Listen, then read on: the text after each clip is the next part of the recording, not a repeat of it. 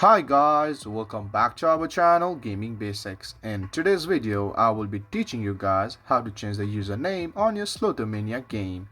So at first, just open your phone, and as you open your phone, open the Slotomania game from wherever it is located.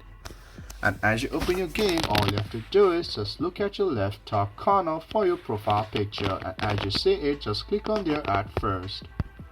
And as you click it, the space pops up on your screen. So all you have to do is go in the option at the left. You can see that big circle and a pencil, so just click on there at first. And as you click it, the space pops up on your screen. So all you have to do is go on that username box right there. And as you do that, just enter the new username that you like for yourself.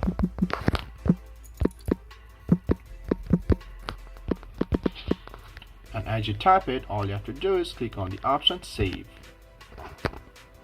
As you can see, my username has been changed. So guys, that's how you change your username on your Slotomania app. If you find our video helpful, please leave a like and please do not forget to subscribe our channel. Also hit the bell icon to get updates with our latest videos and drop a comment for reviews and more content like this. I will see you guys again in our next video. Thank you for watching.